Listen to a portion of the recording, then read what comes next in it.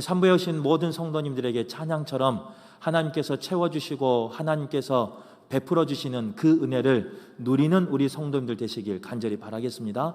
그래서 어딜 가나 하나님의 자녀로서 향기를 나타내시고 또 축복의 통로로 쓰임받는 우리 모든 성도가 되길 간절히 바라겠습니다. 오늘 우리는 60일주년 설립 예배를 드리고 있고요. 또 나아가 맥주 감사주일, 감사주일로 예배를 드리고 있습니다. 맥주 감사주일은요, 우리가 알고 있듯이 구약의 이스라엘 백성이 하나님 앞에 드렸던 3대 절기 중에 한 절기입니다. 그래서 구약에서 맥추절 또 초실절이라고 우리가 알고 있는데, 하나님이 주신 첫 열매를 가지고 그 첫 곡식을 가지고 감사하는 마음으로 드리는 그 절기가, 예배가 바로 오늘 드리는 예배입니다. 바라기는 우리의 삶을 생각하며 하나님이 나에게 주신 그 모든 열매를 기억하고 감사하며 드리는 우리 모두가 되길 간절히 바라겠습니다. 그 마음을 가지고 오늘 누가복음 17장 11절에서 19절 말씀해 보면요, 예수님의 그 치유의 능력을 받고 예수님 앞에 감사하며 나오는 그 병자가 있는 걸 볼 수 있어요. 그들의 고백을 통해서 우리의 고백이 어떤 고백을 가지고 있는지, 과연 우리의 감사는 어떤 감사인지 한번 돌이켜보며 점검하는, 그리고 다시 다짐하는 우리 모두가 되길 바라겠습니다. 오늘 본문에 나와 있는 나병 환자는요, 사랑하는 가족과 떨어져서 살 수밖에 없는 상황이었습니다. 또 사람들에게 손가락질 받는 그런 불쌍한, 어떻게 보면 비참한 처지에 있는 사람들이었습니다. 그리고 그 누구도 그들과 말하려 하지 않았고 그들과 동행하지 않으려 하였고 그들을 위로하는 사람이 없었습니다. 아마 그들은 자신들의 병을 낫기 위해서요, 삶 속에서 최선의 노력을 다했을 겁니다. 좋다고 말하는 것 있으면 안 먹어본 것 없이 그들은 자신들의 몸을 회복하기 위해서 먹지 못하는 것도 먹으며 살았을 겁니다. 또한 그들은 저기 가면 낫는다 하는 소식을 들으면요, 그 길이 몇 시간이 걸리든 며칠이 걸리든 자신의 병을 낫기 위해서 그 먼 길 마다하지 않고 달려가서 병 낫기를 원했던 사람들이 오늘 본문에 나와 있는 나병 환자였습니다. 그런 노력을, 그런 수고를, 그런 열심을 다했음에도 불구하고 그들의 삶에는요, 치유함이 없었습니다. 그런데 어느 날 기쁜 소식이 들려요. 모든 병을 고치시는 예수님이 자신의 동네를 지나간다는 소식을 듣고요, 그들은 이것이 마지막 기회다 하는 심정으로 예수님을 목내어 부릅니다. 그리고 그 예수님께 우리를 불쌍히 여겨달라고 간절히 간청한 걸 볼 수 있어요. 그 간청을 예수님께서는 들으시고요, 어떻게 복내려 주시느냐, 너희 몸을 제사장에게 가서 보여라, 이렇게 말씀해 주십니다. 그 말씀을 믿은 이 10명의 나병 환자는요, 제사장에게 자신의 그 병든 몸을 보이러 가는 도중에 깨끗하게 되고 병 고침 받는 걸 볼 수 있어요. 오늘 이 말씀 속에서 과연 우리의 모습은, 또 우리의 감사는 어디까지 하고 있는지 우리의 모습을 돌아보면서 함께 나눌 수 있길 간절히 바라겠습니다. 그 10명의 나병 환자가 이제 제사장 앞에 나가는데요, 자신의 병이 나은 걸 보았습니다. 그리고 그 중에 한 명은 예수님께 돌아와 경배하며 감사를 드립니다. 그런데 9명은 돌아오지 못했어요. 그래서 예수님이 물어봅니다.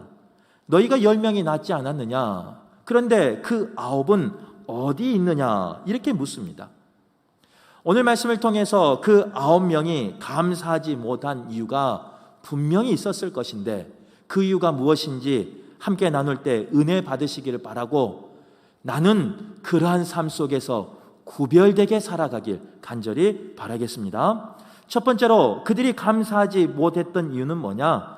예수님께서 만나주신 은혜임을 알지 못했기 때문입니다. 예수님께서 자신들을 만나 은혜로 주셔서, 아무런 공로 없는 우리에게, 그들에게 은혜 주셔서 병을 낫게 했음에도 불구하고 그들은 그 병이 자신의 힘으로, 자신의 열심으로, 자신의 공로로 나았다고 생각했을 수 있어요. 오늘 말씀해 보면요, 10명의 나병 환자가 병을 낫기 위해서 어떻게 하느냐? 오늘 본문을 읽어보면요, 첫 번째로 예수님께 크게 부르짖습니다. 예수님이시여 우리를 불쌍히 여겨달라고. 아마 그들은 이번이 마지막 기회라는 것을 알았을 거예요. 그래서 목마른 사슴이 시냇물을 찾는 그런 갈급한 심정으로, 애타는 심정으로 예수님을 크게 불렀습니다. 요즘 말로 말하면요, 기도 제목이 있을 때 주님 앞에 나와 무릎 꿇고 부르짖는 그 간절한 기도예요. 아마 예수님께서 내 목소리를 들어주기를 원하는 마음으로 때로는 작정하며 시간을 정하고 기도하는 그 부르짖음이 바로 오늘 본문에 나와 있는 부르짖음이라 이렇게 말할 수 있습니다. 또한 10명의 나병 환자는요, 사람 앞에 나갈 수 없는 사람들이었습니다. 그럼에도 불구하고 간절한 마음을 가지고 예수님 앞에 나아갔다. 오늘 본문은 말해요. 나병 환자가 사람들 앞에 나갈 때는요, 사람들은 어떻게 했느냐? 돌을 들어서 그 사람들을 때리며 쫓아냈습니다. 자신의 공동체 안에 나병 환자가 들어오지 못하게끔 돌을 들어서 그 사람들을 때리며 돌을 던지며 그 사람들을 쫓아냈어요. 그럼에도 불구하고 그들은 병 낫기를 원하는 마음으로 돌을 맞으면서 피를 흘리면서 예수님 앞에 나왔다는 거예요. 또 세 번째로 오늘 본문에 보면요, 예수님께서 제사장을 찾아가 보이라 한 그 말을 듣고 이 10명의 나병 환자들은 어떻게 하느냐? 의심하지 않습니다. 예수님의 그 말이 떨어지자마자 진실로 믿어요. 제사장 앞에만 보이면 내 병이 나을 것이다 라는 그 믿음을 가지고 그들은 살았다는 거예요. 만약 그들이 그 믿음이 없었다면요, 이렇게 말했을 거예요. 예수님, 내가 돌을 맞고 여기까지 왔는데 적어도 진흙이라도 발라서 내 몸에 발라서 씻어주면 안 되겠습니까? 예수님, 구약의 나아만 장군은 어디 강에 가서 씻으라고 말했는데 적어도 저에게 그런 치료법은 가르쳐 주시면 안 되겠습니까? 예수님, 내가 이곳까지 나오는데 피투성이가 되고 돌에 맞아서 나올 수 없는 상황에 나왔는데 그래도 내 머리에 손을 얹어서 안수 한번 해주면 안 되겠습니까? 아니면 주님의 옷자락이라도 만지고 가면 안 되겠습니까? 아마 이렇게 말했을 거예요. 그런데 이 10명의 이 나병 환자는요, 믿음이 있었어요. 예수님의 말대로 하면 고침받는다는 믿음이 있었어요. 그런데 이 믿음은 여기서 끝나지 않아요. 예수님께서 제사장에 찾아가 보이라라는 그 말을 믿는 데서 끝나는 것이 아니라 그들은 정말로 삶 속에서 순종하며 나아갔다는 거예요. 그들은 예수님께 부르짖었기에, 예수님에게 나아갔기에, 예수님을 믿었기에, 예수님 말씀에 순종하였기에 고침받았어요. 문제는 고침받은 이 순간이 문제가 아니에요. 문제는 뭐냐? 고침받고 나니까 그들은 예수님이 나에게 베풀어 주신 은혜를 잊어버렸어요. 내가 예수님을 불렀지, 내가 예수님 앞에 며칠을 간구했지, 내가 예수님 앞에 돌을 맞으면서도 나갔지, 나의 믿음으로 고침받았지, 더 나아가 나의 순종으로 고침받았지 라고 그들은 생각했을 것 같아요.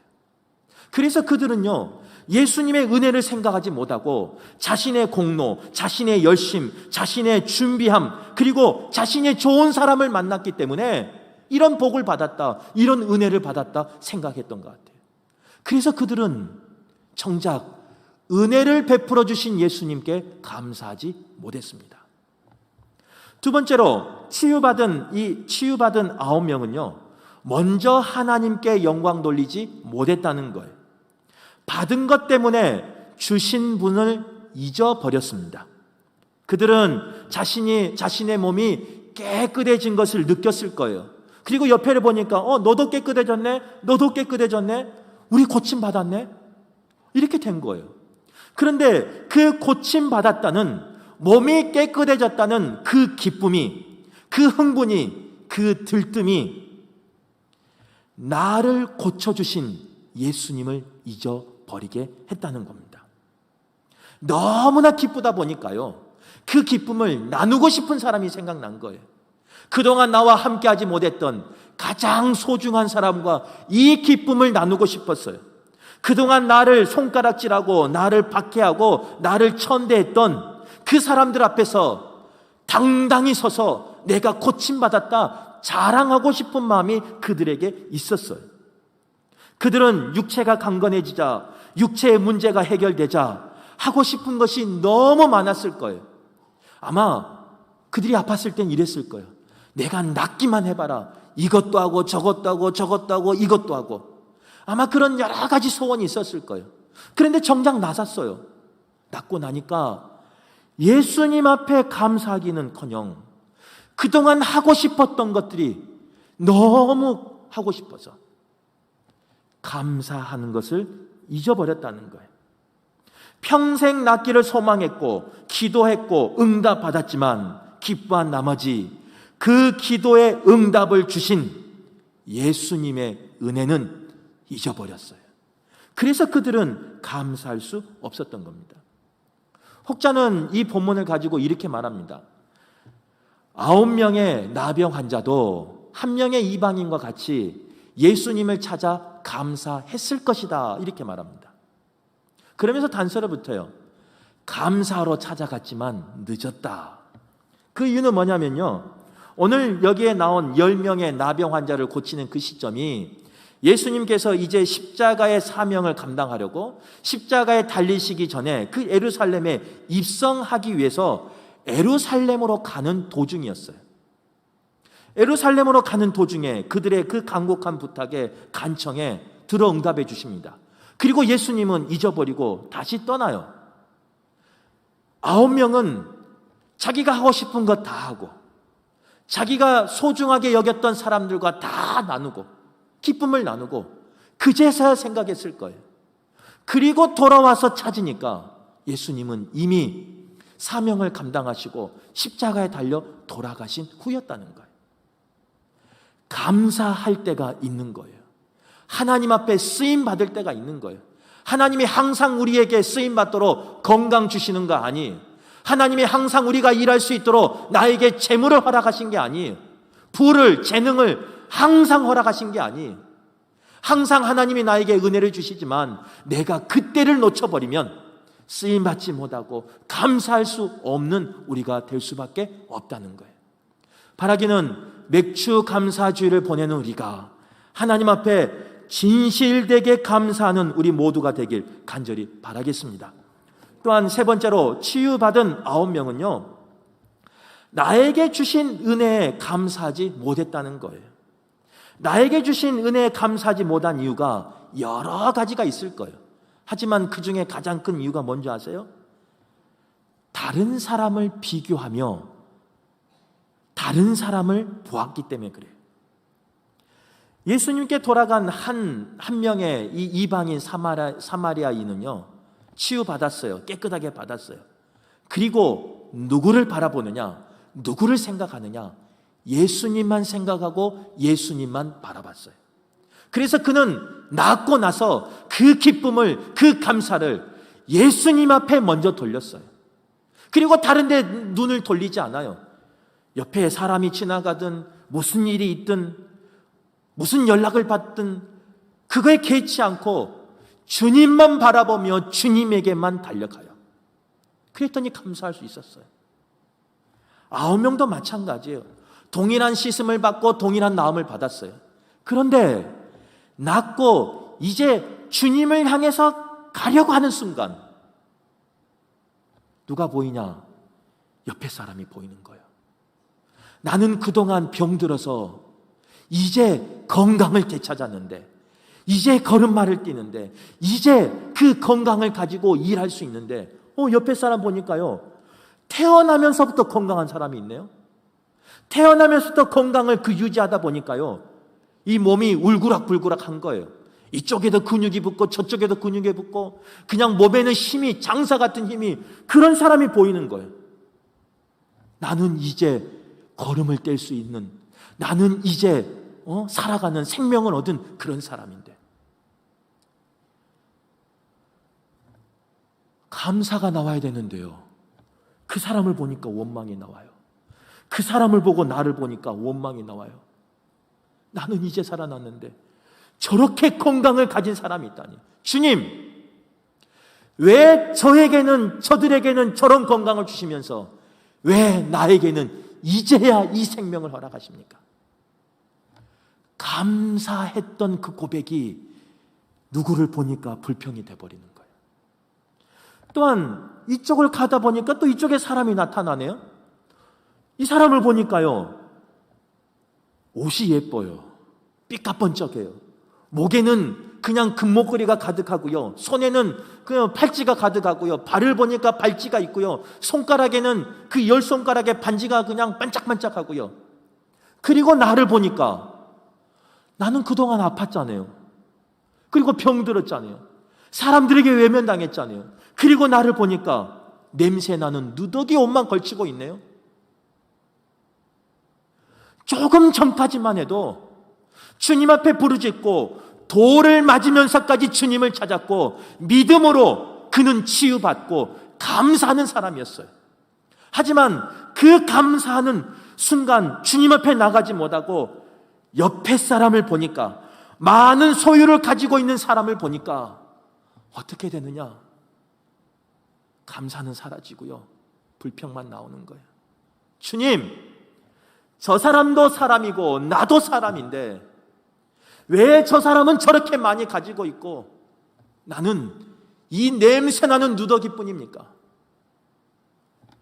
조금 전만 해도 감사를 고백하고 믿음으로 모든 역경을 이겼던 사람인데도 불구하고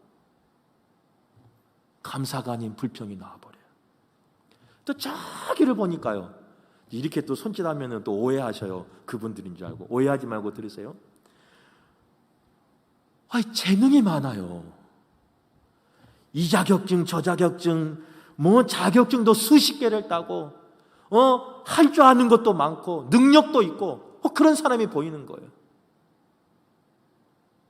그러고 보고 나를 보니까요, 나는 그동안 아팠잖아요. 나의 소원은 하나밖에 없었어요. 낫는 것. 그렇게 살다 보니까 내 재능을 발견도 못했어요. 나의 재능을 말하지도 못했어요. 자격증도 따지 못했어요. 그런데 그 사람을 보니까 많은 재능을 가지고 있는 거예요.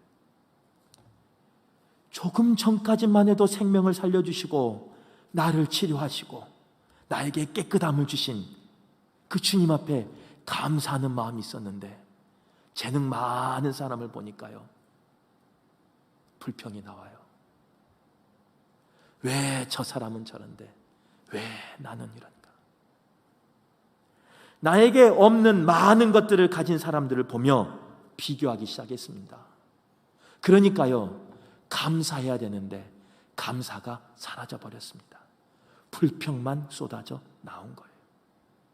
우리가 잘 아는 사무엘상 17장 말씀해 보면요, 다윗과 골리앗 이야기가 나옵니다. 다윗이 골리앗을 그냥 단번에 죽이죠. 그 여세를 몰아 블레셋을 이긴 사건이 바로 사무엘상 17장에 기록되어 있습니다. 그리고 사무엘상 18장에 가면요, 그 다윗과 사울 왕과 그 군대들이 이제 성읍으로 돌아와요. 그 돌아올 때 누가 환영해 주느냐? 여인들이 춤추며 노래하며 환영해 줍니다. 여기까지는 참 좋은 분위기였어요. 그런데 그 여인들이 춤추며 노래할 때 그 가사가 문제예요. 그들이 뭐라고 노래했느냐? 사울이 죽인 자는 천천히요, 다윗은 만만이로다. 그 말을 들은 사울이 열받은 거예요. 만약에 우리나라에 그런 일이 일어나서는 안 되지만요, 전쟁이 일어났다고 한번 생각해 보세요. 여기 계신 성도님들, 전쟁터에 나가 몇 명과 싸워 이길 수 있겠습니까? 나에게 총이 있어요. 나에게 칼과 검이 있어요. 전쟁터에서 몇 명과 싸워 이길 수 있겠습니까? 어려워요. 그런데 오늘 본문 그 사무엘상 18장에 나온 사울은요, 몇 명을 죽였냐? 1000명을 죽이는 장수였어요.